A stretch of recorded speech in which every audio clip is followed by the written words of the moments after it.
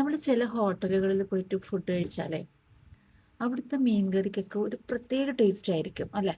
അപ്പം അത്തരത്തിലുള്ളൊരു മീൻ കറിയുടെ റെസിപ്പിയാണ്. അപ്പം എല്ലാവരും ഇതൊന്ന് ട്രൈ ചെയ്ത് നോക്കാം.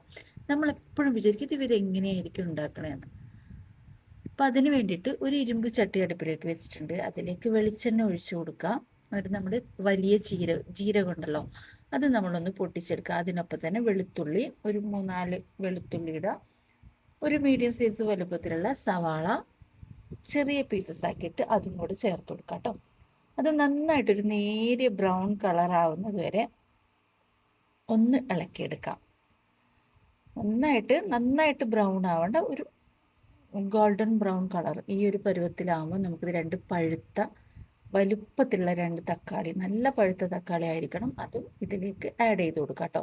ഇതിനൊപ്പം തന്നെ നിങ്ങൾക്ക് നമ്മൾ നേരത്തെ വലിയ ജീരകം ഇട്ടിരുന്നല്ലോ, അതിനൊപ്പം തന്നെ വേണമെങ്കിൽ മുഴുവൻ കുരുമുളക് ഉണ്ടെങ്കിലും ചേർത്ത് കൊടുക്കാം കേട്ടോ. ഞാനിപ്പോൾ ഇതിൽ പൊടിയാണ് ചേർക്കുന്നത്, അതുകൊണ്ടാണ് മുഴുവൻ എടുക്കാത്തത്. എന്നിട്ട് നന്നായിട്ടൊന്ന് തക്കാളി ജസ്റ്റ് ഒന്ന് വാടി വന്നു കഴിഞ്ഞാൽ 1 ടീസ്പൂണ് മല്ലിപ്പൊടി, കൂടുതലൊന്നും ചേർക്കരുത്, 1 ടീസ്പൂൺ മല്ലിപ്പൊടി, ഒരു 1/2 ടീസ്പൂൺ കാശ്മീരി മുളക് പൊടി, ഒരു 1/4 ടീസ്പൂൺ മഞ്ഞൾപ്പൊടി, ഒരു 1/2 ടീസ്പൂൺ കുരുമുളക് പൊടി. അപ്പം അതും കൂടി ചേർത്തിട്ട് നന്നായിട്ട് അതിൻ്റെ പച്ചമണമൊക്കെ ഒന്ന് പോകുന്നത് വരെ നന്നായിട്ട് ഒരു മീഡിയം ഫ്ലെയിമിൽ വെച്ചിട്ട് വേണം ഇത് ഒന്ന് ഇളക്കി മൂപ്പിച്ചെടുക്കാനായിട്ട്. ആ പൊടികളൊക്കെ നന്നായിട്ട് മൂത്ത് വരുന്നത് വരെ, ആ തക്കാളിയൊക്കെ ഉടഞ്ഞ് ഒരു കുഴമ്പ് രൂപത്തിലാവുന്നത് വരെ നമുക്കൊന്ന് ഇളക്കിയെടുക്കാം.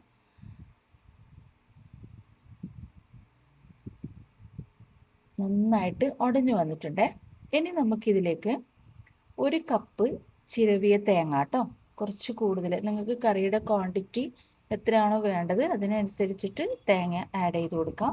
എന്നിട്ട് ഈ തേങ്ങയും കൂടെ ഇതിലിട്ടിട്ട് നന്നായിട്ടൊന്ന്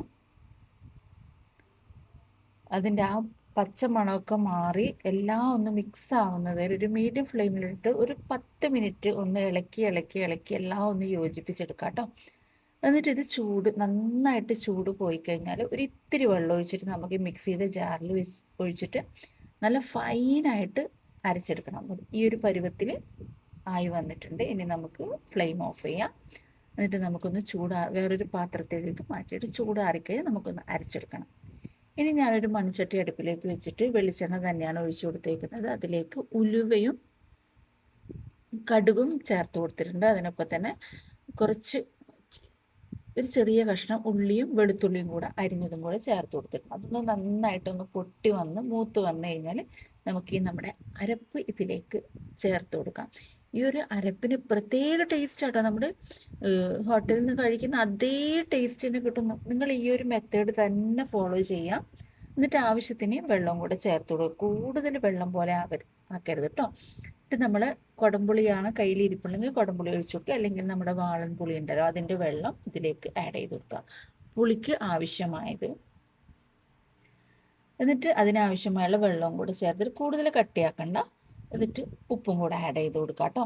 എന്നിട്ട് നന്നായിട്ടൊന്ന് ഇളക്കുക. ഇതൊന്ന് തിളച്ച് നന്നായിട്ടൊരു മീഡിയം ഫ്ലെയിമിൽ വെച്ച് ഒരു 10 മിനിറ്റ് തിളപ്പിച്ചെടുക്കുക. അതിനുശേഷം ഞാനിപ്പോൾ നല്ല നെയ്യുള്ള മത്തിയാണ് ചേർത്ത് കൊടുക്കുന്നത്. കുറച്ച് കറിവേപ്പിലയും കൂടെ ആഡ് ചെയ്ത് കൊടുത്തിട്ട് സിമ്മിൽ വെച്ചിട്ട് ഒരു 10 മിനിറ്റ് ഒന്ന് വേവിച്ചെടുത്തിട്ടുണ്ട്. നല്ലൊരു സ്മെല്ലാണ്. അപ്പം നിങ്ങൾ ട്രൈ ചെയ്ത് നോക്കുക. ഏത് മീനായാലും ഇതിന് യൂസ് ചെയ്യാം കേട്ടോ, കഷ്ണം മീനായാലും. ഞാനിപ്പോൾ നല്ല നെയ്യുള്ള മത്തി ആയതുകൊണ്ട് ഒന്നും പറയാനില്ല, സൂപ്പർ ടേസ്റ്റാണ്. എല്ലാവരും ട്രൈ ചെയ്ത് നോക്കിയിട്ട് എൻ്റെ ഫീഡ്ബാക്ക് അറിയിക്കുക. തീർച്ചയായിട്ടും ട്രൈ ചെയ്ത് നോക്കുക. ഈ ഒരു രീതി തന്നെ ഫോളോ ചെയ്യുക. Okay, thank you for watching my video.